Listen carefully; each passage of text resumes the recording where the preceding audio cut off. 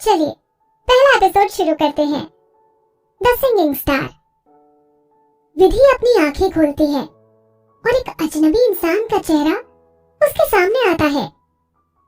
एक लड़की जिसने डांस के लिए लाल और हरी कलर की ड्रेस पहनी हुई है, थोड़ा सा झुकते हुए उसे देख रही है और उसे घबराते हुए बुला रही है। लेकिन कुछ टाइम बाद जब मुश्किल से विधि ने होश संभाला, तब उसे समझ आया कि वो क्या कहना चाह रही थी। विदुषी, विदुषी, क्या तुम ठीक हो? क्या तुम्हारी तबीयत ठीक है? विदुषी, विदुषी कौन है? एक अनजाना नाम, एक अनजान चेहरा और एक अनजान आवाज। विधि कुछ समझ नहीं पा रही थी कि ये क्या हो रहा है। उसको ये तो पक्का पता था कि वो विदुषी तो बिल्कुल नहीं है। वो उस लड़की को भी नहीं जानती जो कि काफी परेशान थी। उसका सिर तेजी से घूम रहा था। उसने सोचा कि वो तो मर चुकी है। जब बिजली अचानक से चली गई थी, तब उसे किसी ने स्टेज से जोर से धक्का दिया था। इससे पहले वो कुछ कर पाती, वो काफी ऊंचाई से स्टेज से जा गिरी थी और आखिरकार एक ठोस बैरिकेड के ऊपर जाकर गिर गई थी, जिससे उसके सर पर स्टील का शार्प बार घुस गया था, जिससे खून बहने लगा था और ब्रेन मैटर बाहर निकल गया था। तो फिर ये सब क्या है जो अब हो रहा है उसके साथ? वो लड़की अभी भी विधि पर चिल्ला रही थी। फिर भी विधि कुछ भी सुनने के मूड में नहीं थी।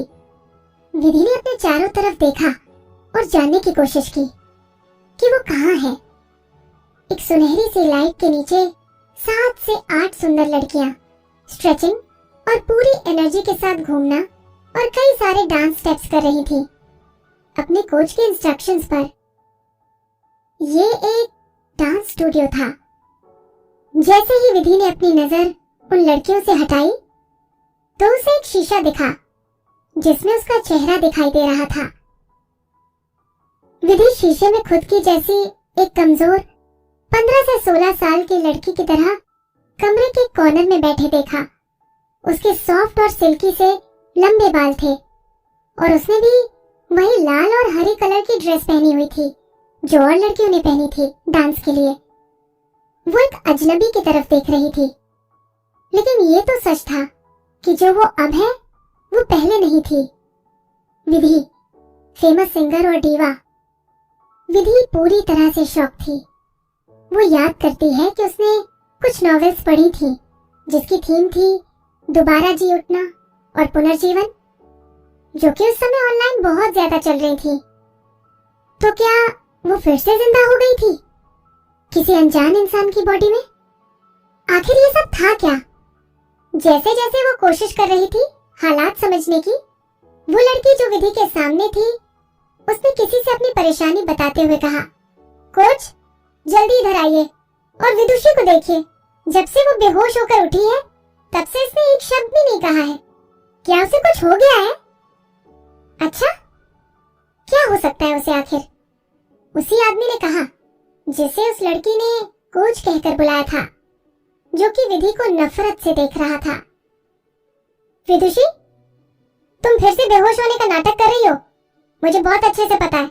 अब उठो और शुरू करो अपनी डांस प्रैक्टिस। यहाँ पे डांस में ट्रेनिंग्स की कोई कमी नहीं है। हम वैसे भी मंथ के एंड में होने वाले एग्जीबिशन के काफी करीब आ गए हैं और तुम फिर से इस बार लास्ट आई हो, तो तुम्हें जरूर इस बार बाहर निकाल दिया जाएगा इस ट्रेनिंग से। ओह, तो मेरा नया नाम विदुषी है? विधि ने सोचा। रुको, लेकिन ये कोई पॉइंट नहीं है।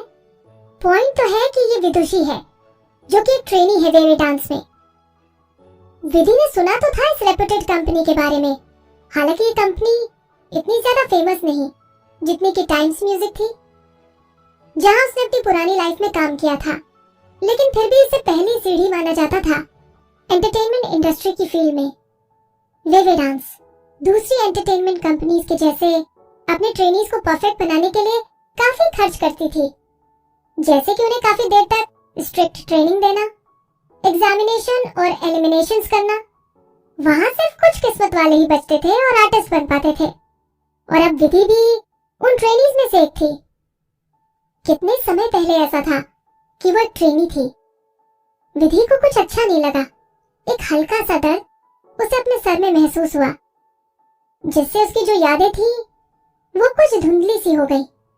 उसे अब भी याद थे सालों पहले वो चमकती हुई धूप के गर्मियों के दिन, जब टाइम्स म्यूजिक डांस स्टूडियो की ट्रांसपेरेंट खिड़कियों से धूप की रोशनी आती थी, जिसके साथ मिक्स होकर फूलों की खुशबू और एक आदमी जो कि हमेशा ही मुस्कुराता था और उस पर प्यार जताया करता था। विदुषी, विदुषी, क्या तुम ठीक हो? उस लड़की की चिंता से भरी हुई आवाज विधि को वापस रियलिटी में ले आई। अपना सर हिलाते हुए उसने उसी लड़की का चेहरा देखा जो पहले भी उसके साथ थी। विधि बिना पल के झपकाए उस लड़की को देखे जा रही थी। उसका चेहरा चिंता और डर से सहमा हुआ था। प्रिया। अपने आप ही उस लड़की का नाम विधि के दिमाग में आया। फिर कुछ देर बाद ही विदुषी और प्रिया के बीच जो भी यादें थी उसके दिमाग में धीरे धीरे आने लगी थी।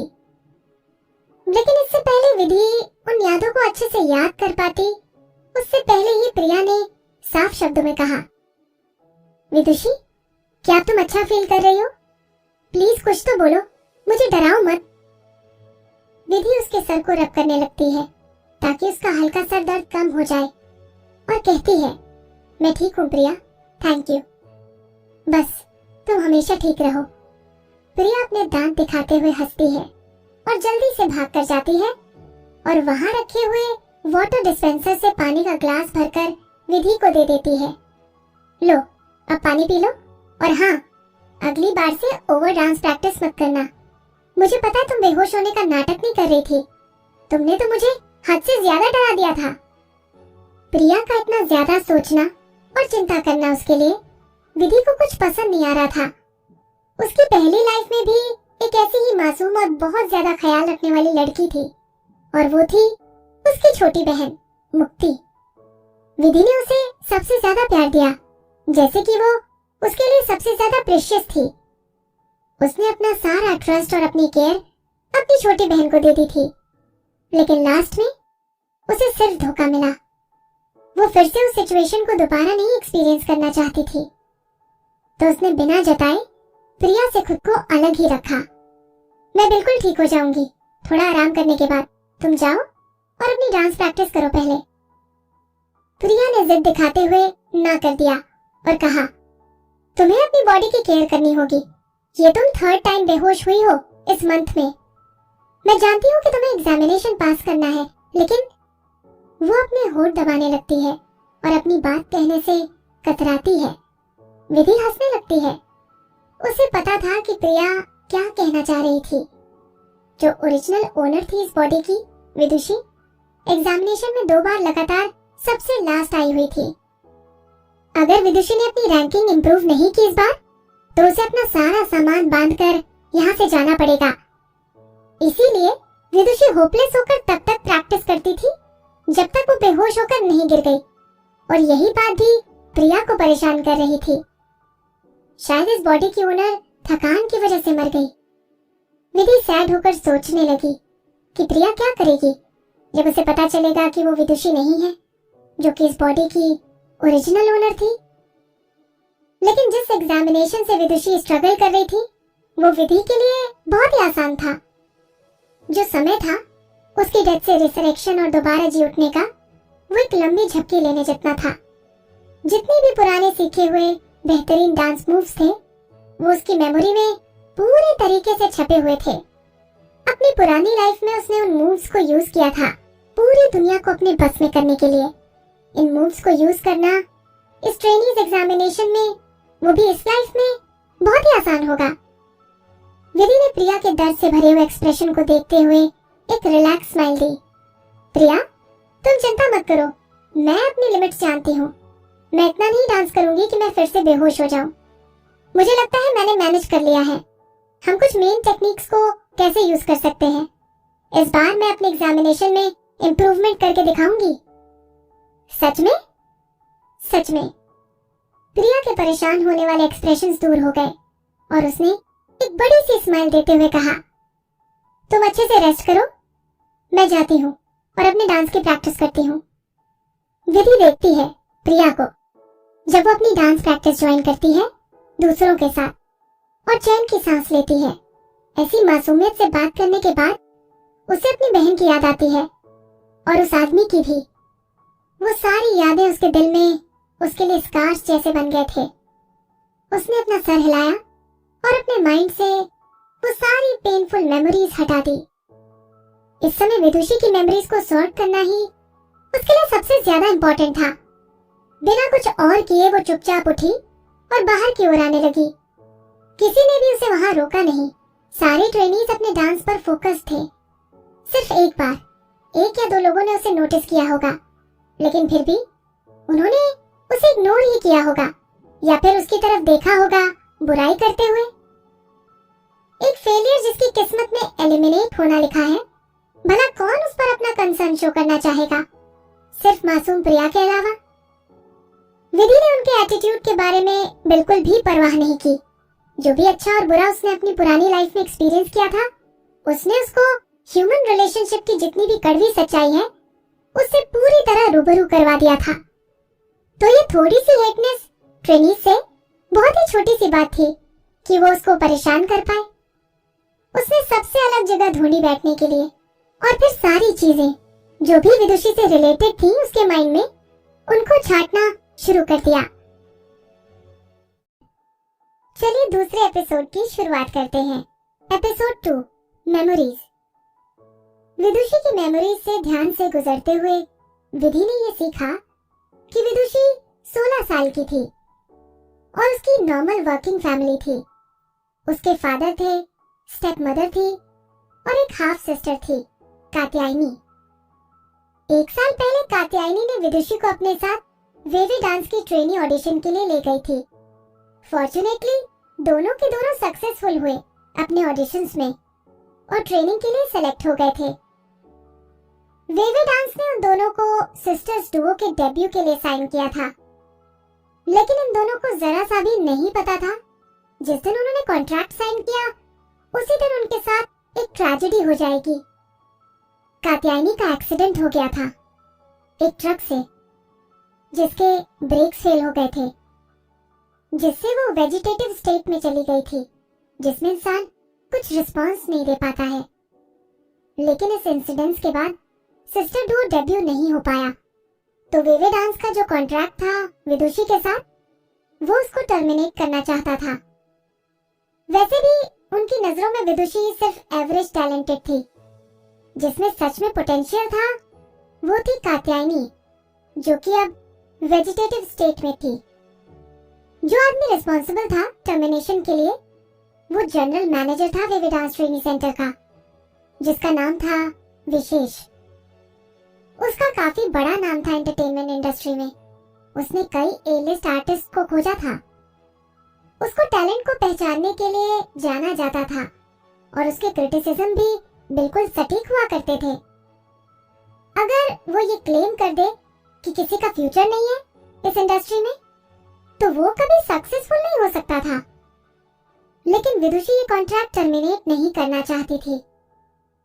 उसके काफी क्लोज रिलेशनशिप थे अपनी बहन के साथ और उसे पैसों की बहुत ज्यादा जरूरत थी, जिससे वो अपनी बहन की एक्सेसिव ट्रीटमेंट फीस दे सके। तो वो विशेष के सामने झुकती है और बेग करने लगती है। वो कंपनी को लोन देने के लिए मना लेती है और ये कसम खाती है कि वो डबल हार्ड वर्क करेगी बेस्ट रिजल्ट्स अचीव करने के लिए और कंपनी का पैसा लौटा देगी। विधि को ये बात माननी पड़ी थी कि विदुषी एक डिटरमाइंड पर्सन थी। उसने विशेष को कन्विंस कर लिया था कि वो उसे एक चांस दे, जो कि अपने पत्थर जैसे दिल के लिए इंडस्ट्री में जाना चाहता था। कंपनी ने उसे एडवांस में पैसे दे दिए थे। उसे डेब्यू करने पर ये सारे पैसे वापस रीपे करने थे, वो भी इंटरेस्ट के साथ। हालांकि अगर वो डेब्यू करने के पहले एलिमिनेट होती तो उसे अपने सारे डेब्ट क्लियर करनी होगी 1 साल के अंदर, वरना। विधि ने अपनी आंखें बंद की। वो विदुषी के लिए सिंपैथी फील कर रही थी। उसकी पुरानी लाइफ में उसने कुछ रूमर्स सुने थे वेवे डांस के बारे में। वेवे डांस के बारे में ये कहा जाता था कि इस कंपनी को एक फैमिली ओन करती है, जो कि अंडरवर्ल्ड से एसोसिएटेड थी। आर्टिस्ट को तैयार करने के अलावा ये कंपनी कुछ अंडरवर्ल्ड बिजनेस से भी जुड़ी हुई थी। अगर कोई ऐसी कंपनी से पंगा लेना चाहे, वो भी जिसका ऐसा शेडी बैकग्राउंड हो, ठीक है, फिर भी उसे विदुषी के साथ सिंपैथाइज नहीं होना चाहिए। विदुषी किसी अच्छे रीजन के लिए चली गई और अब उसे इन सब चीजों के बारे में चिंता करने की कोई जरूरत नहीं थी। इसकी सारी प्रॉब्लम्स अब विधि की हो गई थी। अगर ये उसके ऊपर होता तो विधि कभी भी एंटरटेनमेंट इंडस्ट्री में स्टेप नहीं रखती। वो ऑलरेडी अपनी पुरानी लाइफ में फेम के हाईएस्ट पीक पर खड़ी थी, जहां उसने अपने फैन से सबसे ज्यादा एंथुसियास्टिक सपोर्ट रिसीव किया और एंजॉय किया था, और सबसे ज्यादा इविल स्कीम्स को भी एक्सपीरियंस किया था। वो और कुछ नहीं सोच सकती थी कि उसको एंटरटेनमेंट इंडस्ट्री में सबसे ज्यादा किस चीज ने अट्रैक्ट किया, सिवाय इसके कि वो इंडस्ट्री उसे सब कुछ रिमाइंड करवाती थी उस आदमी के बारे में। जैसे ही उसने उस आदमी की मेमोरीज को सप्रेस करना चाहा, उसके हार्ट में पेन होने लगा। वो ये विश करती है कि अगर ये पॉसिबल होता कि विदुषी ऑफिशियली एलिमिनेट हो जाती तो विधि नॉर्मल लाइफ जी सकती थी। हालांकि जो विदुषी ने मैसिव डेट छोड़ी हुई है पूरी करने को, उसकी वजह से ये सिर्फ एक विशफुल थिंकिंग थी। विधि को कोई भी आइडिया नहीं था कि वो कैसे सारी डेट रिपे करेगी, क्योंकि उसको सिंगिंग के सिवा कुछ भी नहीं आता था। इसलिए वो वहां से नहीं जा सकती थी, बल्कि उसे वहां रहना ही पड़ेगा और सक्सेसफुली डेब्यू भी करना होगा। विधि लंबी सांसें लेते हुए जबरदस्ती हंसती है। ये ना जाने कैसा मजाक चल रहा था उसके साथ।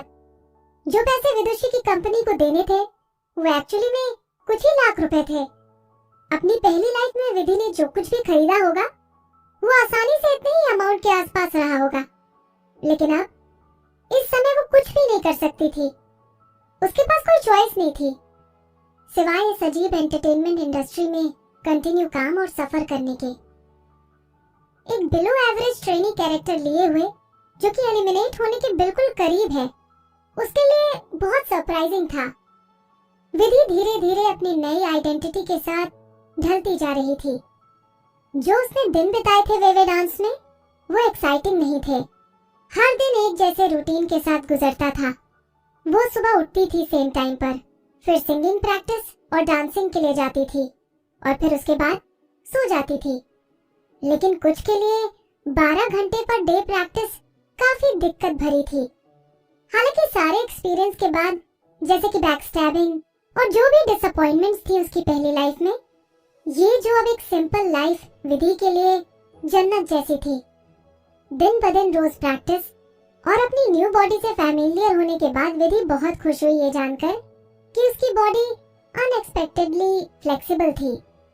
ये इनबॉर्न टैलेंट था जो कि पहला ओनर इस बॉडी का उसे यूज नहीं कर पाया फुल पोटेंशियल के साथ, वरना वो कभी भी खुद को किसी से कम नहीं समझती इस इंडस्ट्री में डेब्यू के बाद, और अपने आप अकेले ही सक्सेस हो जाती इस ट्रेनी पीरियड के दौरान।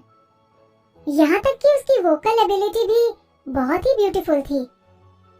एक यूनिकनेस छुपी हुई थी उसके नॉर्मल वोकल्स के नीचे, जो अपने आप में ही वन ऑफ अ काइंड थी। विधि बहुत ज्यादा एक्साइटेड हुई अपनी डिस्कवरीज से।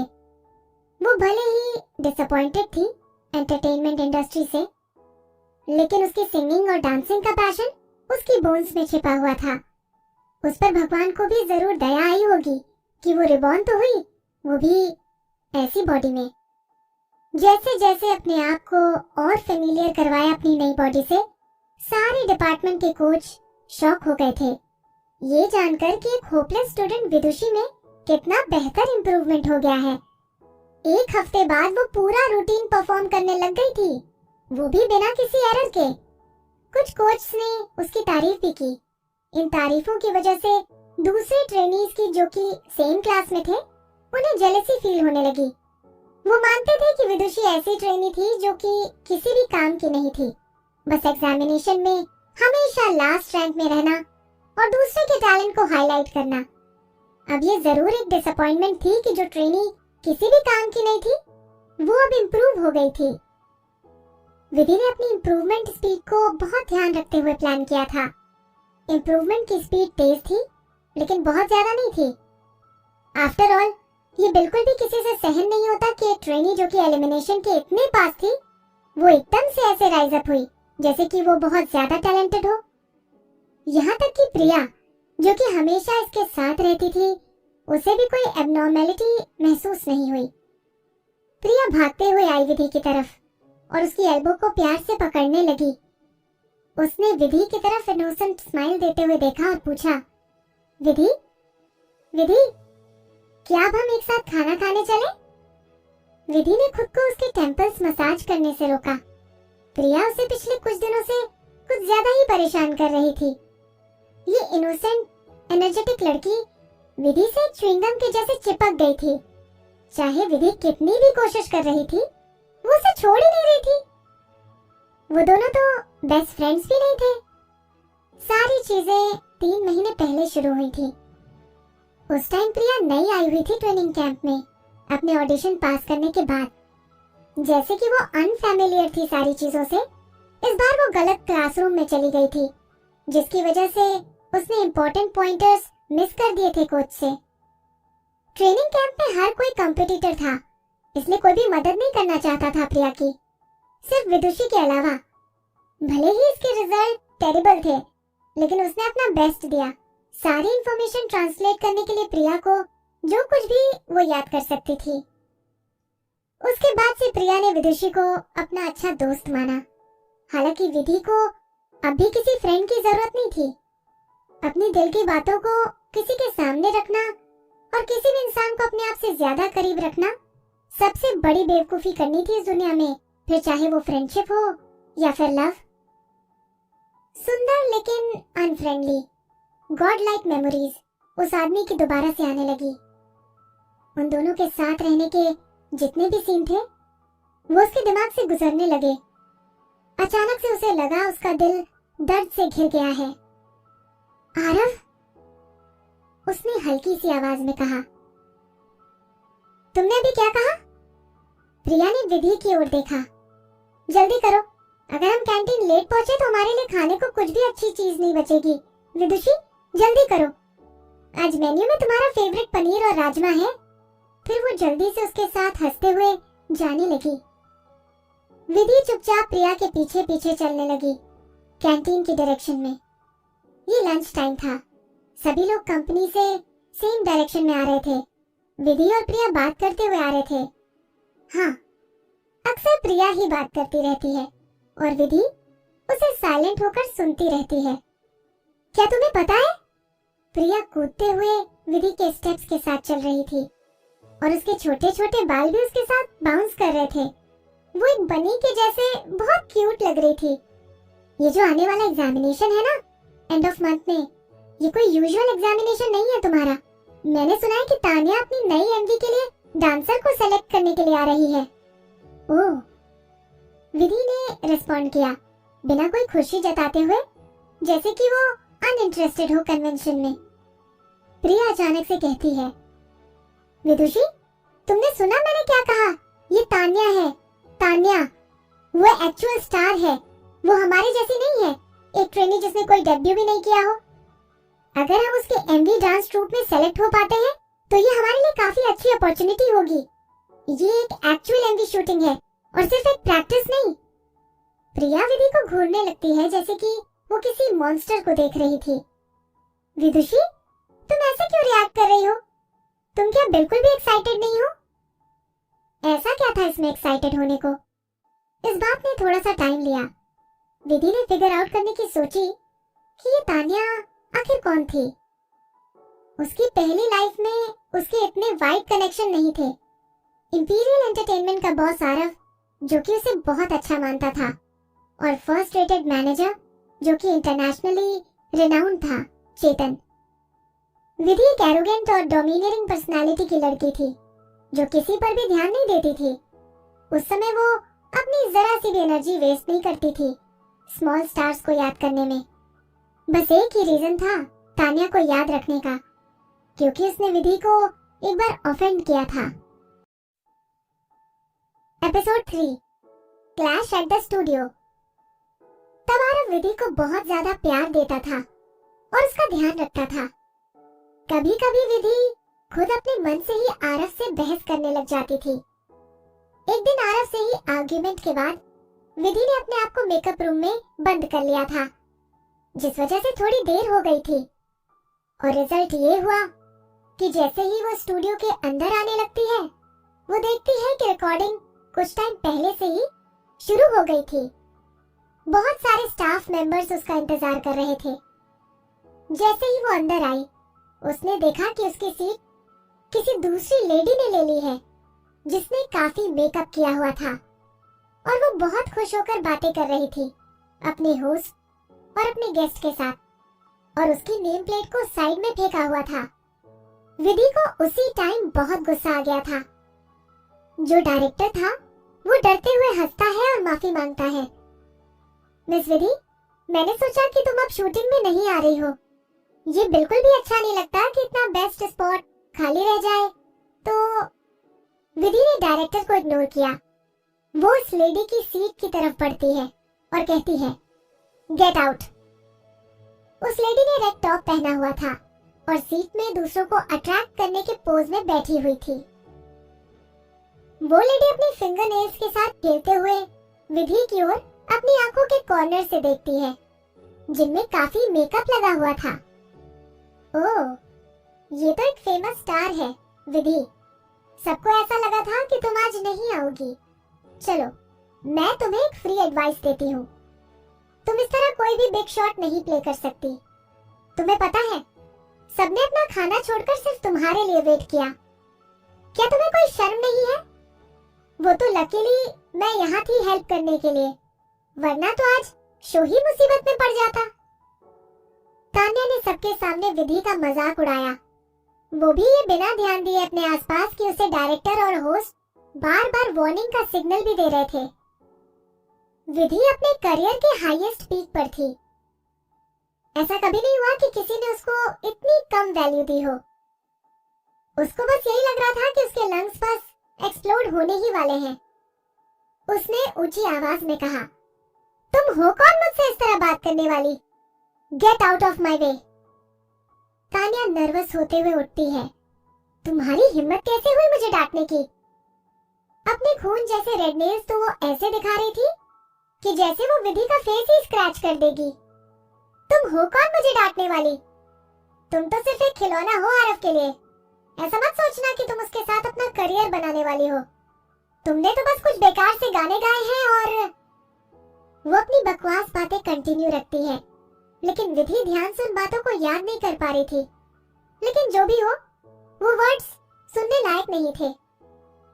उस दिन विधि के मैनेजर चेतन ने बॉडीगार्ड बुलाए और तान्या को स्टूडियो के बाहर निकाला।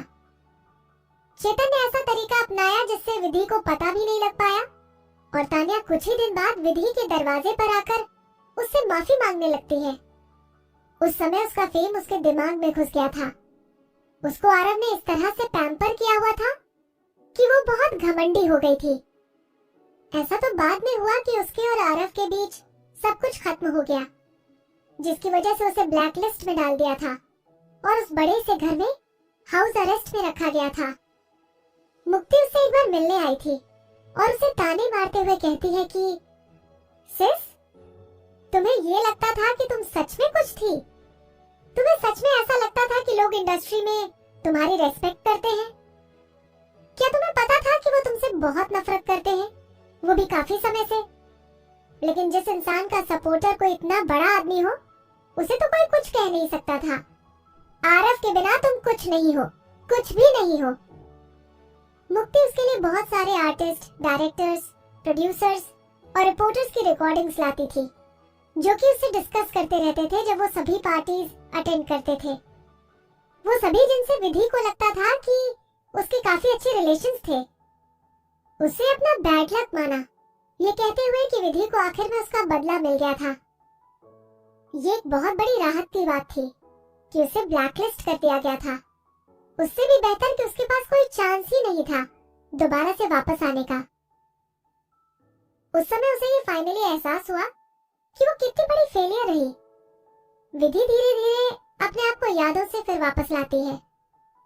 प्रिया हमेशा की तरह जैसे अपनी कभी नहीं खत्म होने वाली बातें कंटिन्यू रखती है। वो नोटिस करती है कि छोटे छोटे बालों वाली प्रिया बिना बात के ही इतनी एक्साइटेड रहती थी, तो उसको शांत करने के लिए उसने कहा, ओके प्रिया, अगर तानिया पिक भी करती है लोगों को एमवी के लिए, तो ये जरूरी नहीं कि वो हमें ही पिक करे। तुम्हें इतना ज्यादा एक्साइटेड होने की जरूरत नहीं है, सिर्फ नॉर्मल एक्ट करो और वही करो जो तुम्हें करना चाहिए। प्रिया को शौक लग जाता है कि विधि जरा भी इंटरेस्टेड नहीं थी। वो विधि से अपने हाथों से इशारा करते हुए खुद को क्लियर करती है कि यहाँ ट्रेनीज का नंबर 100 से कम है इस कैंप में, तो सेलेक्ट होने के चांसेस काफी ज्यादा हैं। क्या तुम्हें बिल्कुल भी इंटरेस्ट नहीं है विदुषी? मुझसे तो बिल्कुल भी नहीं रहा जा रहा है। विधि अपना सर हिलाती है। आखिर ऐसा क्या था इतना एक्साइटेड होने के लिए? वो तो तब भी परेशान नहीं हुई थी जब उसे ग्लोबल अवार्ड्स मिल रहे थे पहले। प्रिया थोड़ी इरिटेट हो गई थी। मैं जानती हूँ, मुझे पता है कि मेरी बेसिक फाउंडेशन थोड़ी वीक है। कुछ कोच भी कहते हैं कि मुझ में पोटेंशियल है, लेकिन मैं यहाँ सिर्फ 3 महीने ही रही हूँ। अभी तक मैंने बेसिक स्किल्स को भी अच्छे से नहीं सीखा। ऐसा हो ही नहीं सकता कि मैं सीनियर्स के साथ कंपटीशन कर पाऊँ। प्रिया थोड़ी देर रुकती है अपनी बात कहने से पहले। लेकिन विदुषी, तुम्हें तो प्रैक्टिस करते हुए 1 साल से भी ज्यादा हो गया है। भले ही तुम पहले वो अपने सर को स्क्रैच करते हुए और भी अच्छा तरीका सोचने लगती है अपनी बात को रखने का। भले ही पहले तुम्हारी कंडीशन थोड़ी खराब थी, लेकिन अब तुम्हारे इम्प्रूवमेंट बहुत ही अच्छे रहे हैं, राइट? यहाँ तक कि कोचेस ने भी तुम्हारी बेहतरीन मूव्स की तारीफ की थी। उसकी आंखें चमकने लगी जैसे ही उसने कहा, तो अगर तुम ट्राई ही नहीं करोगी तो फिर तुम्हें कैसे पता होगा? अगर तुम कोई ऐसा डांस स्टाइल पिक करती हो जो कि तानिया को पसंद आ जाए एग्जामिनेशन में, तो तुम काफी लकी हो जाओगी कि वो तुम्हें चूज करे। लकी हो जाओ? विधि प्रिया को रूम से बाहर फेंकने से खुद को रोकती है। ये कैसा मजाक था? उसे कब से अपने लक पर डिपेंड होना पड़ा कि उसे एक पोजीशन के लिए चुना जाए। अच्छा हाँ, उसकी पुरानी लाइफ में उसके पास बिग बॉस आरव जो था उसको सपोर्ट करने के लिए, लेकिन फिर भी उसके पास टैलेंट होना चाहिए था ताकि वो खुद भी कुछ कर सके। वो अपनी बड़ाई नहीं करना चाहती थी, लेकिन जब वो टाइम्स म्यूजिक में थी, भले ही वो उसका टैलेंट था या स्किल्स थी, कि अगर वो खुद को सेकंड प्लेस पर भी रखती है तो किसी की हिम्मत नहीं कि कोई फर्स्ट प्लेस पर क्लेम कर पाए। प्रिया, कभी भी लक के ऊपर पूरी तरह डिपेंड होने की मत सोचना। उसने काफी स्ट्रिक्ट होकर रिप्लाई दिया। तुम इतनी ज्यादा सीरियस क्यों हो रही हो? प्रिया मुंह बनाते हुए कहती है, जैसे कि उसे कुछ गलत लग रहा था। विधि सांस लेती है और प्रिया के मासूम चेहरे की तरफ देखते हुए कहती है, लक तुम्हारी सिर्फ कुछ ही समय के लिए मदद करेगा, लेकिन पूरी जिंदगी भर नहीं। अगर तुम एंटरटेनमेंट सर्कल की तरफ देखती हो तो लोग अक्सर आते हैं और चले जाते हैं, लेकिन तुम्हें कभी ये महसूस नहीं हुआ कि जो बहुत समय तक पॉपुलर रहते हैं उन सबके पास 1 या 2 यूनिक टैलेंट होते हैं। उनमें से कोई भी पूरी तरह अपने लक पर डिपेंड नहीं करता। प्रिया, इस सर्कल में कंपटीशन बहुत इंटेंस है। हर रोज नए नए आइडल्स दिखते रहते हैं। जो पुराने आइडल्स हैं वो अपनी रेलेवेंस खो चुके हैं, और देखो उनमें से कितने सारे सिंपली बार वन टाइम वंडर्स हैं। मैं तुम्हें उनके जैसा नहीं बनने देना चाहती। प्रिया को बात समझ आती है और वो अपना बेपरवाह रहने वाला एटीट्यूड करेक्ट करती है और अपना सर झुकाती है विधि के सामने। विधि उसकी तरफ देखती है और कहती है, हाँ, ये तो सीखने के लिए काफी अच्छा है। अपनी नई लाइफ मिलने के बाद विधि बहुत सारे लोगों के साथ इन्वॉल्व नहीं होना चाहती थी। हालांकि प्रिया के केयर और काइंडनेस ने इस समय उसे ये महसूस कराया कि जैसे वो उसकी कर्जदार बन गई हो।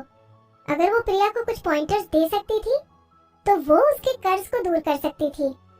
विधि मदर टेरेसा तो थी नहीं, उसको दूसरों के लिए परेशान होने की आदत बिल्कुल नहीं थी। कुछ देर बाद प्रिया को देखते हुए लगता है कि वो समझ गई थी।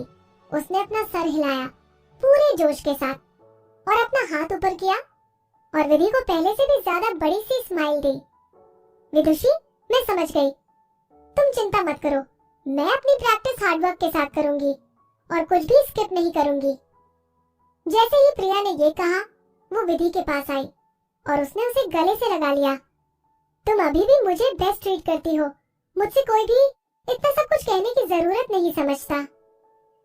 विधि सरप्राइज होती है। जैसे ही वो प्रिया की तरफ देखती है, जब प्रिया उसके ऊपर झूलने लगती है, वो खुद से कहती है, क्या मुझे प्रिया के साथ प्यार से रहना चाहिए या नहीं। कई दिन निकल गए थे ऐसे ही चहल पहल में। अब finally end of month examination का दिन आ गया था। एपिसोड 4, अ मिस्टीरियस मैन। इन्हीं कुछ दिनों में विधि ने अपने आप को काफी इम्प्रूव कर लिया था और उसकी डांसिंग भी अब अच्छी हो गई थी जल्दी से। प्रिया अब ये सोचकर परेशान नहीं होती थी कि विधि अब फिर से लास्ट प्लेस में आएगी, बल्कि वो बहुत ज्यादा खुश थी और उसने अपने पूरे दिल से ये आस लगाई कि विधि को ही सिलेक्ट किया जाएगा।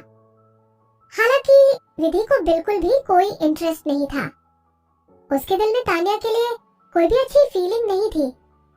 भले ही वो घमंडी थी अपनी पुरानी लाइफ में, लेकिन ये कैसे जस्टिफाई हो सकता है कि एक सेकंड रेटेड स्टार तानिया उसे क्रिटिसाइज या जज करे। उसको सबक सिखाने के लिए तो उसकी पुरानी लाइफ के फैंस ही काफी थे। तानिया के साथ आखिर क्या दिक्कत थी कि विधि को क्रिटिसाइज करना उसे एक अच्छा आइडिया लगा। ये बेवकूफ तानिया किस तरह की एमवी प्रोड्यूस कर सकती थी, चाहे विधि कितनी भी परेशान ही क्यों ना हो। वो एक बेकार से प्रोडक्शन के लिए कभी फिल्म नहीं करेगी। सभी रेडी होकर एक बड़े से हॉल में छोटे छोटे ग्रुप्स में जमा हो जाते हैं और एक्साइटमेंट के साथ सिलेक्शन डिस्कस करते हैं। विधि एक कॉर्नर ढूंढती है और वहां अकेली खड़ी हो जाती है। वो थोड़ा इरिटेट हो रही थी। अचानक से उसने दूर से एक बच्चे जैसी आवाज सुनी और जो उसके नजदीक आ रही थी। विदुषी, विदुषी, क्या तुम यहाँ हो? मैंने तुम्हें सब जगह ढूंढा। एक शैडो लाइट पिंक कलर में उसकी तरफ आई और उसको गले से लगा लिया। एक जानी पहचानी सी डव सोप की खुशबू उसे आने लगी। बिना कुछ देखे विधि को ये पता चल गया था कि ये प्रिया थी। विधि लंबी सांस लेती है और प्रिया की ऑक्टोपस जैसी ग्रिप से खुद को अलग करती है। तुम मुझे क्यों ढूंढ रही थी प्रिया? विधि कहती है। प्रिया सील्ड पेपर स्लिप को हवा में हिलाती है जो कि उसने पकड़ रखी थी। कोच हमें बुला रहे थे लॉट्स निकालने के लिए। मैंने तुम्हारे लिए ऑलरेडी ले लिया है। प्रिया उस पेपर स्लिप को विधि के हाथ में देती है। विधि उस सील्ड पेपर स्लिप को खोलती है और देखती है उस पर नंबर 68 प्रिंट हुआ है। ओह, तुम्हारा नंबर 68 है? कितनी गलत बात है, हम दोनों सेम ग्रुप में नहीं होंगे, प्रिया सैड होकर कहती है। विधि के फेस पर कंफ्यूजन देखकर वो उसे एक्सप्लेन करती है। कोच ने ये पहले ही अनाउंस कर दिया था कि इस एग्जामिनेशन में रैंडम ग्रुप बनेंगे। 72 ट्रेनीज एक एक करके लॉट निकालेंगे और 6 लोगों का एक ग्रुप बनेगा। जैसे नंबर 1 से 6 तक फर्स्ट ग्रुप में होंगे, 7 से 12 तक सेकंड ग्रुप में होंगे और ऐसे ही आगे ग्रुप बनते चले जाएंगे। प्रिया का चेहरा मुरझा गया था जैसे ही उसने ये कहा कि मैं नंबर 57 हूँ, तो मैं डेफिनेटली तुम्हारे साथ नहीं हूँ। तुम लास्ट ग्रुप में हो। मैं श्योर नहीं हूँ कि जब तक तुम्हारा नंबर आएगा तब तक तानिया एग्जॉस्ट हो चुकी होगी और तुम्हारा डांस एग्जामिनेशन प्रॉपर देखेगी। विधि ने राहत की सांस ली। वो भगवान को थैंक्स कहेगी अगर तानिया उसका डांस एग्जामिनेशन प्रॉपर ना देखे तो। और ज्यादा से ज्यादा ये था कि उसे इस बच्ची के शोर को भी नहीं झेलना पड़ेगा अपने एग्जामिनेशन के टाइम पर। ये बहुत ही ज्यादा अच्छी बात होगी। एक स्माइल के साथ विधि प्रिया के सर पर हाथ फेरती है और कहती है, it's okay, all the best प्रिया।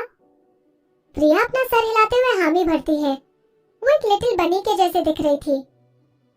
मैं जरूर अच्छा करूंगी। और सेम स्पॉट पर 2 बार उछलते हुए कहती है, विदुषी तुम भी अच्छा करना, तुम्हें तानिया से अपना सिलेक्शन करवाना ही है। विधि का फेस डार्क सा हो गया था। काफी हलचल के बाद तानिया फाइनली आ गई थी। अब एग्जामिनेशन शुरू हो गया था। एक समय में एक बार सारी टीम्स एग्जामिनेशन रूम में काफी नर्वस होते हुए अंदर आती हैं और नर्वस होते हुए ही बाहर जाती हैं। सबको ये लग रहा था कि उनके साथ के ट्रेनीज ने कैसा किया होगा। हर समय जब भी कोई किसी से पूछता कि उन्होंने कैसा किया, तो वो इंटेंशनली रिप्लाई दे रहे थे ये कहकर कि मैंने अच्छा नहीं किया था, मैं शायद सेलेक्ट ना हो पाऊं। हालांकि उनकी आवाज में एंटिसिपेशन साफ दिख रहा था। प्रिया पर एटमॉस्फेयर का असर होने लग गया था। वो इतनी ज्यादा नर्वस हो गई थी कि जो उसने विधि का हाथ पकड़ा हुआ था वो शेक कर रहा था, जबकि उसने ये कहा भी था कि उसको बहुत कम एक्सपीरियंस है और उसकी फाउंडेशन वीक है। उसमें ये सपना देखने के लिए भी करेज की कमी थी कि उसे तानिया कभी सेलेक्ट करेगी।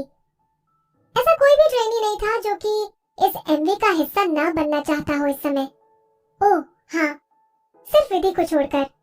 विधि खुद को परेशान नहीं करना चाहती थी प्रिया के लिए, लेकिन अभी भी वो एक क्यूट लिटिल गर्ल की तरह लग रही थी और उसने विधि की वेस्ट को काफी जोर से पकड़ा हुआ था, जिससे विधि की कमर दर्द हो रही थी। विधि ने फिर कह ही दिया, रिलैक्स, चलो मैं तुम्हें कुछ ब्रीथिंग टेक्निक्स बताती हूँ।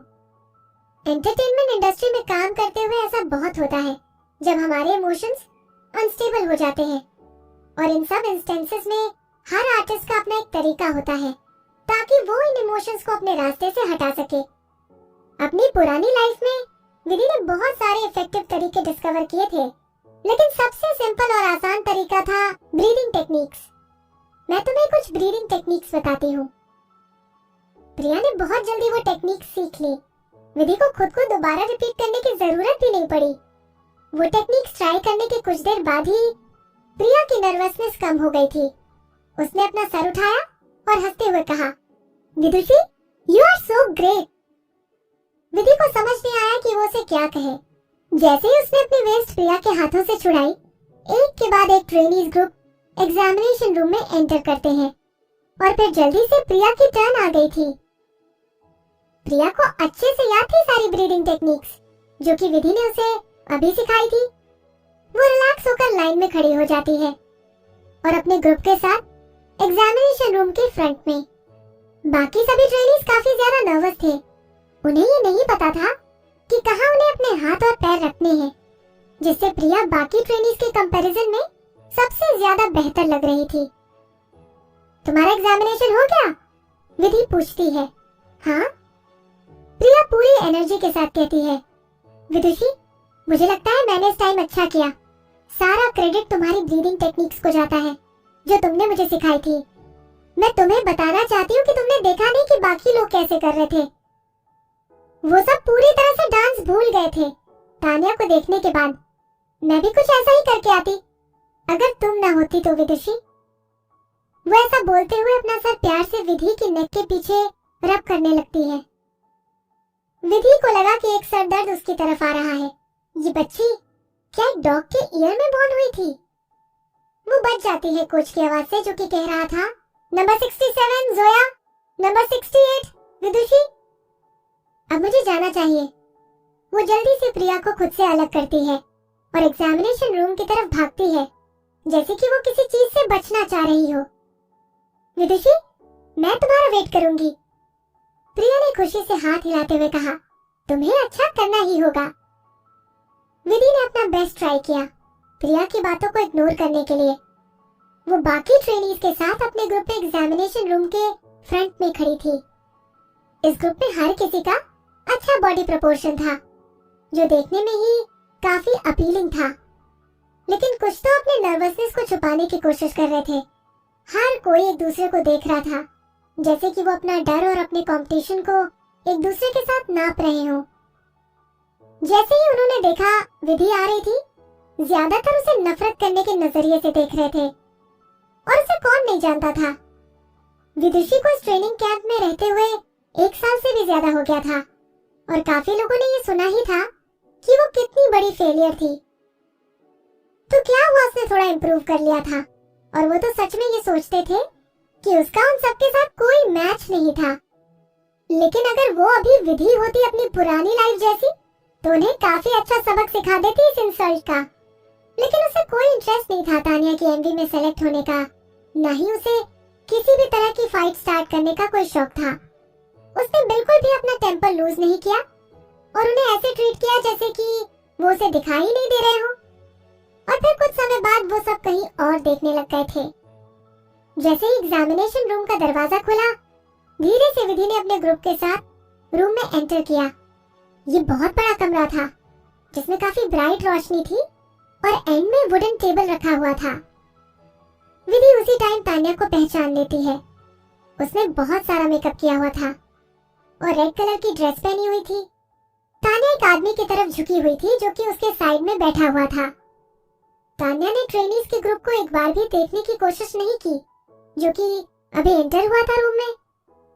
विधि थोड़ा सरप्राइज हुई कि जो सेंटर में मेन सीट है वहां तान्या नहीं बैठी हुई थी, जबकि वहां एक आदमी बैठा हुआ था जिसको विधि ने पहले कभी नहीं देखा था। उस आदमी ने सिंपल व्हाइट शर्ट और नॉर्मल ग्लासेस लगाए हुए थे और हाथ में सिर्फ एक घड़ी पहनी हुई थी। उस आदमी के पास एक क्लीन कट स्ट्रॉन्ग ब्रिलियंस था। विधि ने उसे ऊपर से लेकर नीचे तक ध्यान से देखा। तान्या पूरी तरह से उस आदमी को अट्रैक्ट करने की कोशिश कर रही थी और फिर कहती है, क्या तुम्हारे पास टाइम है आज रात का डिनर साथ करने के लिए? मैं यहाँ के सभी बेस्ट रेस्टोरेंट्स को जानती हूँ। उस आदमी ने अपना सर धीरे से टर्न किया दूसरे आदमी की तरफ जो कि उसके साइड में बैठा हुआ था। तान्या को पूरी तरह से इग्नोर करते हुए विधि उस दूसरे आदमी को पहचान लेती है जो कि जनरल मैनेजर था ट्रेनिंग कैंप का, तरुण। आखिर ये बिग शॉट था कौन जिसने तरुण को ही सेकेंडरी इंपॉर्टेंस का बना दिया था? एपिसोड 5 एग्जामिनेशन, एक इम्पोर्टेंट इवेंट। तरुण समझ गया था कि वो उसे क्यों देख रहा है। वो थोड़ा हंसते हुए कहता है, अब हम एग्जामिनेशन स्टार्ट करने जा रहे हैं।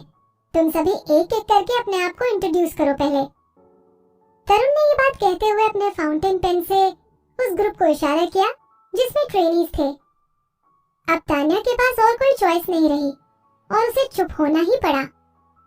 ट्रेनी नंबर 67 जो कि विधि के साइड में थी, वो एक स्टेप आगे बढ़ती है और कहती है, गुड मॉर्निंग एग्जामिनर्स, मेरा नाम जोया है। मैं नंबर 67 हूँ। मैंने लास्ट ईयर ही वेवे डांस कंपनी ज्वाइन की और मेरा इंटरेस्ट। तरुण उसे बीच में ही रोकते हुए कहता है, नेक्स्ट। जोया को कुछ समझ नहीं आया और वो जल्दी से पीछे हो गई। विधि को पीछे मुड़ने की जरूरत नहीं थी ये देखने के लिए कि जोया कितनी नर्वस हो गई थी। वो चुपचाप अपना सर हिलाती है। कभी कभी खुद को ज्यादा ही एक्सप्रेस करने का रिजल्ट उल्टा भी हो जाता है। ये तो सिर्फ एक छोटा सा एग्जामिनेशन था। यहाँ खुद को इंट्रोड्यूस करवाने का मकसद था ट्रेनीज की पोलाइटनेस और नेचर टेस्ट करना। भला किसको इंटरेस्ट होता है उनकी पूरी लाइफ स्टोरी सुनने में। विधि ये सोचते हुए आगे बढ़ी और खुद को इंट्रोड्यूस किया। विदुषी, सेकेंड ईयर, क्लास सी। एक शॉर्ट और सिंपल इंट्रोडक्शन जो कि तरुण के लिए भी और उसके लिए भी आसान था। तरुण ने थोड़ा टाइम लिया विधि को देखने के लिए, इससे पहले कि वो नेक्स्ट से कंटिन्यू करने को कहता। नेक्स्ट ट्रेनी ने विधि के जितना छोटा इंट्रोडक्शन तो नहीं दिया, लेकिन उसने जोया की गलती से सीखा और अपने इंट्रोडक्शन को छोटा रखा। तरुण के एक्सप्रेशंस में एक सेटिस्फैक्शन दिखाई दिया और ऐसे ही बाकी ट्रेनीज ने भी किया, जिसका रिजल्ट ये हुआ कि सेल्फ इंट्रोडक्शन वाला पार्ट आसानी से पूरा हो गया था। अब नेक्स्ट स्टेज थी स्टैंडर्ड डांस परफॉर्मेंस की। स्टैंडर्ड डांस उसे कहा जाता है जब एक ट्रेनिंग कैंप में रोजाना अलग अलग टाइप के डांस सॉन्ग्स यूज किए जाते हैं। इसमें एग्जामिनर खुद ही एक रैंडम सॉन्ग पिक करेंगे ट्रेनीज की फाउंडेशन एबिलिटीज को टेस्ट करने के लिए। जैसा कि विधि सोच रही थी कि ट्रेनीज को तान्या की म्यूजिक वीडियो के लिए सेलेक्ट किया जा रहा है, तो जो भी स्टैंडर्ड डांस स्टाइल होगा वो तान्या के भड़कीले डांस स्टाइल के जैसा ही होगा। लेकिन तरुण ने जो सॉन्ग सेलेक्ट किया वो अनएक्सपेक्टेड था। ये स्लो डांस सॉन्ग था। विधि तान्या की तरफ नजरें करती है और देखती है कि तान्या को बिल्कुल भी इंटरेस्ट नहीं था। उसकी आंखें तो बस उस आदमी के ऊपर चिपकी हुई थी जो उसके सामने बैठा था। उसको बिल्कुल भी ये जरूरत नहीं लगी ये देखने की कि एग्जामिनेशन रूम में और क्या चल रहा है। वो आदमी जो मेन सीट पर बैठा था, उसने अपने चिन पर हाथ रखा और फिर तरुण ने ट्रेनीज से शॉट देने को कहा। म्यूजिक धीरे से बजना शुरू हो जाता है। विधि अपने साथ वालों को फॉलो करती है जैसे उन्होंने डांस शुरू किया, ताकि उसे कोई नोटिस ना कर सके। ये बिल्कुल ऐसा ही था जैसे कि कोई इंसान किसी काम को नहीं करना चाह रहा हो, लेकिन वो इतना भी बुरा ना करे जिससे कि दूसरे को ये बात पता ही नहीं लग पाए। लेकिन ऐसा करना काफी ज्यादा अजीब था। भले ही इस बात को सोचना ये दिखाता है कि विधि सब कुछ खुद के लिए ही चाहती थी, जैसे कि वो बहुत ज्यादा एहसानमंद थी क्योंकि तरुण ने एक स्लो सॉन्ग चूज किया। अगर वो कोई भड़कीला गाना पिक करता जिसमें कि विधि की स्ट्रेंथ थी और उसमें सिर्फ एवरेज परफॉर्मर की तरह नाटक करना उसके लिए बहुत ज्यादा टॉर्चर हो जाता। जैसे ही उसका माइंड इधर उधर जाने लगा, तुरंत ही स्टैंडर्ड डांस परफॉर्मेंस खत्म हो गई थी। विधि अपनी परफॉर्मेंस से सेटिस्फाइड थी। उसने देखा कि काफी सारे ट्रेनीज उसे पसंद नापसंद होने के नजरिए से उसकी तरफ देख रहे थे। अगर वो next free style dance segment में भी अच्छा परफॉर्म करती है तो वो आसानी से जीत जाएगी। सभी ट्रेनीज को 5 मिनट दिए गए अपने फ्री स्टाइल डांस के लिए, जिसमें उसके साथ कोई भी म्यूजिक नहीं होगा। तो वो सभी पूरी फ्रीडम के साथ जो चाहे वो डांस मूव्स कर सकते थे एग्जामिनर्स के सामने। हालांकि ट्रेनीज वही डांस सेगमेंट को परफॉर्म करते हैं जिसमें वो सबसे ज्यादा कॉन्फिडेंट होंगे, क्योंकि यही बेस्ट टाइम था एग्जामिनर्स को अपना टैलेंट दिखाने का। जैसे ही तरुण ने अनाउंस किया कि फ्री स्टाइल डांस सेगमेंट शुरू किया जाए, वैसे ही एक एक्साइटमेंट का माहौल बन गया था। जो भी ट्रेनीज बुरा फील कर रहे थे इस बात के लिए कि वो अपना स्किल नहीं दिखा पाए, वो अब अपने स्टैंडर्ड डांस परफॉर्मेंस के टाइम अपनी जगह लेते हैं और फोकस हो जाते हैं अपना बेस्ट देने के लिए। विधि को कोई फर्क नहीं पड़ा, वो सिर्फ अपने काम से मतलब रख रही थी और उसने एवरेज डांस स्टेप्स के साथ ही डांस किया। उसने वो डांस मूव्स काफी ध्यान से कोरियोग्राफ की हुई थी। जितने भी टाइम तक वो कोई मिस्टेक नहीं करती, वो तब तक वेवे डांस कंपनी के एंड ऑफ मंथ एग्जामिनेशन में लास्ट रैंक नहीं लाती। रही बात तानिया की एमवी सिलेक्शन की, तो उसमें वो बिल्कुल नहीं सिलेक्ट होगी। एग्जामिनेशन में पास हो जाना और एमवी सिलेक्शन में फेल हो जाना सबसे बेस्ट रहेगा। जैसे ही विधि ने अपना डांस पूरा किया सेटिस्फैक्शन के साथ, उसने अपना सर उठाया, सिर्फ उस मेन सीट पर बैठे हुए आदमी को देखने के लिए जो कि उसकी ही तरफ देख रहा था। लेकिन पतले से ग्लास वाले चश्मों के पीछे वो उसका एक्सप्रेशन नहीं समझ पाई। जल्द ही उस आदमी ने अपनी नजरें उससे हटाई और अपने हाथ से अपने ग्लासेस को पुश किया और टर्न हुआ तरुण से कुछ कहने के लिए, वो भी धीमी आवाज में। तरुण ने हाँ कहने के बाद खड़ा हो गया और अनाउंस किया कि एग्जामिनेशन एंड हो गया है। विधि को समझ नहीं आ रहा था कि उस आदमी ने तरुण को क्या कहा था। वो उसके बारे में कुछ कह रहा था या सिर्फ उसने तरुण को एग्जामिनेशन एंड करने के लिए कहा। दूर से ऐसे देखना उस आदमी का विधि को थोड़ा परेशान कर रहा था, जबकि दूसरी तरफ ये सिर्फ एक मिसअंडरस्टैंडिंग भी हो सकती थी। विधि का ऐसा मानना था कि उसने जिस तरह का एवरेज डांस परफॉर्म किया था, अगर वो उसके बाद भी सेलेक्ट हो जाती है तो वेवी डांस कंपनी को बंद हो जाना चाहिए। और ऐसा भी हो सकता था कि वो आदमी तरुण से विधि की कुछ बुराई कर रहा हो। जैसे ही उसने इस बारे में सोचना शुरू किया तो उसे दूसरी बात ज्यादा सही लगी, जिससे उसे काफी रिलीफ मिला। जैसे ही विधि अपने ग्रुप के साथ बाहर निकलती है, वो कुछ ही स्टेप पीछे थी प्रिया को देखने से, जो कि उसका काफी देर से उस बड़े से हॉल में इंतजार कर रही थी। प्रिया उठती है और जंप करने के लिए तैयार रहती है, लेकिन विधि इस बार पूरी तरह तैयार थी। वो थोड़ा साइड हो जाती है, जिससे प्रिया विधि के ऊपर जंप नहीं कर पाती। प्रिया अपनी बड़ी बड़ी आंखों से विधि को देखते हुए थोड़ा सा मायूस होकर कहती है, विदुषी। विधि को जरा भी फर्क नहीं पड़ा और उसने मिनरल वाटर बॉटल ली जो प्रिया ने उसे दी। चलो अब कमरे में वापस चलकर खाना खाने से पहले नहा लेते हैं। प्रिया ने भी कोई ऑब्जेक्शन नहीं उठाया और उछलते हुए विधि के साथ चलने लगी। इस बच्ची के अंदर इतनी ज्यादा एनर्जी थी कि वो चुपचाप नहीं रह सकती थी। विदुषी, विदुषी, तुम्हें क्या लगता है कोई चांस है सेलेक्ट होने का? तुम्हें पता है कि सब कह रहे थे कि तानिया कितनी लकी है कि वो एमवी प्रोड्यूस करने जा रही है इस समय। स्टॉप। विधि को अपने सर में एक तेज दर्द महसूस होता है। वो रुक जाती है और प्रिया की तरफ देखते हुए कहती है, मैंने बहुत ही बुरा परफॉर्म किया, कोई भी चांस नहीं है कि मैं सेलेक्ट हो जाऊंगी। प्रिया चुप हो जाती है। उसके बाद ही उसके छोटे से फेस पर पूरी तरह मायूसी छा जाती है। वो अपना सर स्क्रैच करने लगती है और विधि को कंसोल करने की कोशिश करती है। इट्स ओके विदुषी, कोई बात नहीं अगर तुम सेलेक्ट नहीं होती हो तो। ऐसे तो बहुत सारे चांसेस आएंगे, तुम्हें इतना सैड होने की जरूरत बिल्कुल भी नहीं है। ओह माय गॉड, विधि भला कुछ भी हो लेकिन सैड तो नहीं थी। विधि उस बहुत ही ज्यादा तंग करने वाली बच्ची की तरफ देखती है और विश करती है कि काश वो प्रिया को अच्छे से बांधकर उसे यहाँ से 1000 किलोमीटर दूर फेंक दे। वो खुद को कंट्रोल करते हुए धीरे से कहती है, मैंने कभी भी तान्या को पसंद नहीं किया, मैं उसकी एमवी में काम करना नहीं चाहती। उसे हल्की सी हंसने की आवाज सुनाई दी। ये कौन है? विधि अलर्ट होकर मुड़ती है और देखती है कि उसके पीछे एक काफी ऊंचा पेड़ है जिस पर बहुत सारी लीव्स हैं।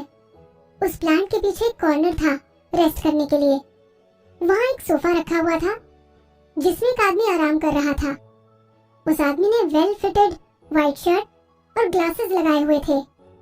ये तो वही आदमी था जो कि उस मेन सीट पर बैठा हुआ था एग्जामिनेशन रूम में। वो कॉफी का कप पकड़ते हुए दूर से ही विधि की तरफ टोस्ट का इशारा करता है। विधि और उसकी आंखें थोड़ी देर के लिए आपस में मिलती हैं। दूर जाने से पहले उसके फेस के एक्सप्रेशन उड़ गए थे। उसने सिर्फ एक शब्द कहा प्रिया से, गो। प्रिया कंफ्यूज होकर उसके पीछे आने लगती है। विधि, क्या ये आदमी वो आदमी जो भी हो, उससे मुझे क्या करना? एक बार मरने के बाद ऐसा लग रहा था कि उसकी सारी क्यूरियोसिटी उसी के साथ मर गई है। अब वो बस अपनी लाइफ को बिना किसी इंटरेस्टिंग इवेंट के साथ जीना चाहती थी। ऐसी चीजें जिनके बारे में हम पढ़ ही ना सके और जिन्हें हम समझ भी ना पाए। उससे तो यही बेटर रहेगा कि उनसे जितना पॉसिबल हो उतना दूर ही रहा जाए।